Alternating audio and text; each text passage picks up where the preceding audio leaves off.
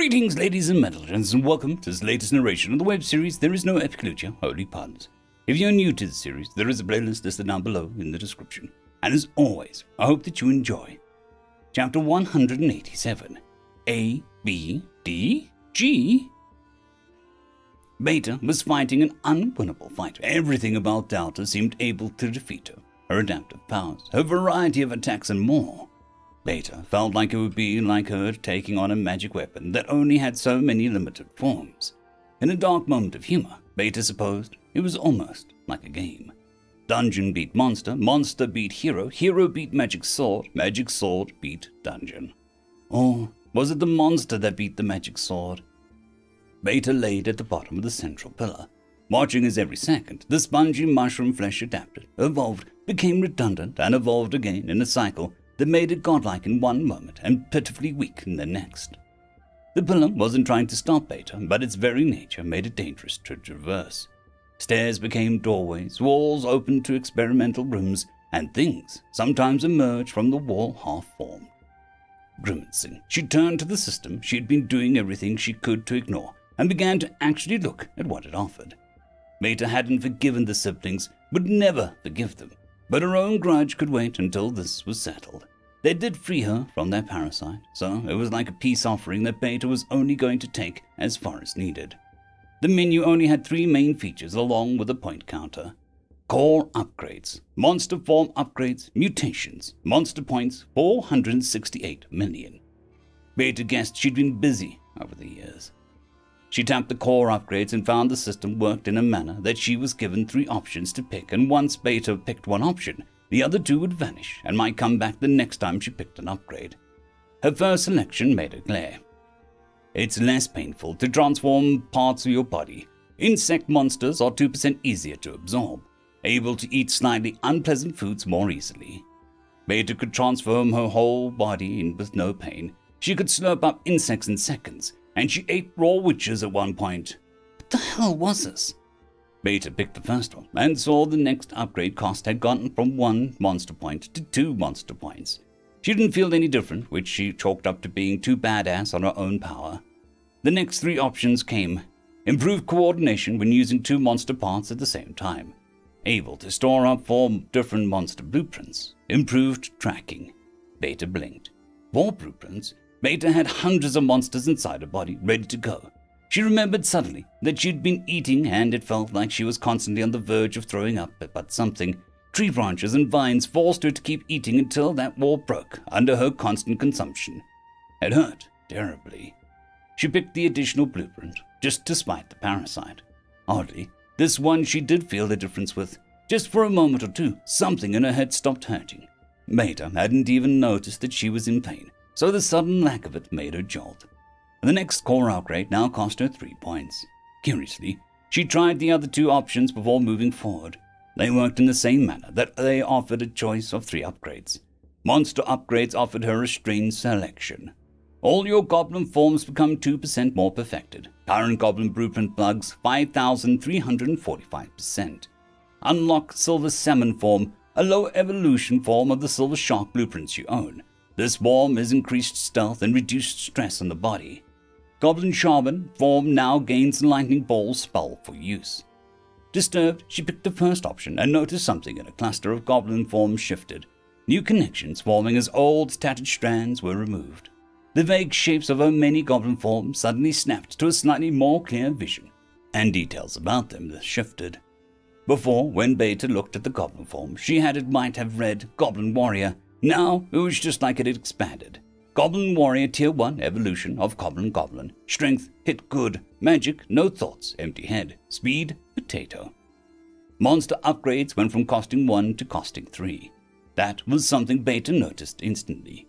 The last option made her extremely nervous as she tapped mutations. Once again, she was given 3 options. Due to owning a Tier 1 evolution of the forest spider, Fanged Forest Spider, you can now produce anti-venom for these species that works on Tier 1 and Tier 2 with various results. Constant creation will tire you. Due to owning the Deep Murk clam form, you can now slowly purify dirty water for others to drink. Constant creation will tire you. Due to owning 3 different types of skeletons, you can now produce and regenerate spare bones for various uses. I don't remember eating clams, Beta muttered as she chalked that up to the dark times when she was far gone. But why do the mutations benefit people and are helpful? Aren't I a monster? She asked, and to her surprise she got an answer. The ultimate monster is not just a destructive force. It is a challenge for others to meet. Until they come knocking, you aren't a monster. You are a mythical creature. Every action you take spreads and helps remove seeds within people. Beta just grabbed the water mutation and felt strange as something in the rough location where humans had kidneys suddenly bunched and formed a strange organ. I just grew clam bits, she said in surprise. With the thought the organs melted away, and when Beta thought of them, they reformed. She guessed that they would prevent her from becoming bloated with organs and features. Collecting the correct list of mutations will create a system in your body and grant a unique feature. Clam mutation. Unknown. Unknown. Find the missing 2 to unlock Beta well. Beta stood up slowly and grunted as she dusted herself off. There have to be millions of mutations. How the hell am I supposed to find the correct ones? She asked with a dark tone. Every unique system has clues that can be found in the natural world, from the highest mountain to the deepest dungeon. A well of knowledge can be found in the oddest of places. Beta sighed, noting the mutation cost jumped from 1 to 5. How do I get more points? I should ask before I forget. She looked around and waited for a response. Consume, learn, use creatively. Beta pulled a spongy mushroom off the wall and gnashed it between her teeth, as if to sarcastically agree. The thing stung her throat and made tears spring to her eyes. It was vile, and she coughed a few times. Hellish gut rot consumed, 5 points gained. Congratulations. This is the 3rd most toxic thing that you've ever consumed. Would you like to open your world record tab? My what? Beta said around violent coughs. Instead of an answer, a new window opened with 10 lists. Top 3 consumed tabbed. Evolved. 3rd, Ice Byram, Tier 6. 2nd, Spatial Goat, Tier 8. 1st, Unknown, Tier Undefined. Redeem records, total points gained 5,000. Rarest, 3rd, Golem Horned Rabbit, less than 4,000 in the world. 2nd, a 3-eyed fish of corruption, less than 500 in the world. 1st, a pure-hearted lawyer, less than 5 in the world. Redeem records, total points gained 3,000. The list went on to list the most violent, most magical, most toxic, and more. All in all, Beta could get 200,000 points there and then. It was like a reward for exploring and eating new things, like an open-minded tourist, but with more teeth. Are there any, other systems I should be aware of? Beta said, with a gritted teeth as she tried not to curse the tree aloud. Fixed clone production is unlockable for 1 million monster points. Like evil clones? Beta asked, suddenly interested. The Tiamat system will allow you to produce monsters that you have consumed with all upgrades that you have unlocked. Currently, if unlocked, you can make 1 clone. Every additional million points will unlock another clone. Each clone is independent, but is you. They will not betray you because you all share one mind, but the clones may develop quirks that display themselves differently. So, I should upgrade myself first, and then make the clones, because they'll be more reliable. Beta mused as she eyed the space. She left the mushroom tower to find a dark drake watching calmly from a distance. Are there things in hell that I can fight and eat? I'm asking for a friend that also happens to be me because I don't have friends, Beta asked the duck seriously. She had points, but she had a feeling that testing them out where she got them would be a smart decision. The duck looked highly amused. It gestured to the entire land where the weird red sunlight touched. It might as well have said buffet that way. Beta nodded and focused, producing fresh water from somewhere inside her and letting it drip over the duck. I give you my fucks. You may use it to grow some of your own, she said and walked off as the duck shook itself. With what she felt, the tower had less than an hour before it hit critical levels. Beta only needed 30 minutes to get good. Listen, I've heard this story a dozen times. It's not going to help. The girl stopped in the middle of the path with a long, dark expression. They took everything from me. I won't stop until every last one of them is dead, she said, her long, dark hair obscuring her face slightly. And you swore to help me, she reminded.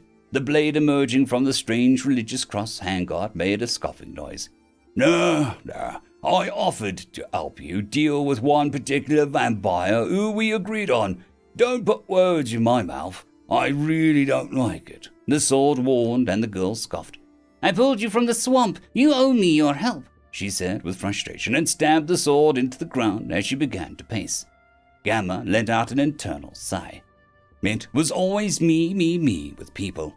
And I am giving you help, but that doesn't mean that I'll devote my life to your endless crusade against vampires, which is a little racist. I'ma be blunt, Gamma said flippantly. The girl shot him an ugly look.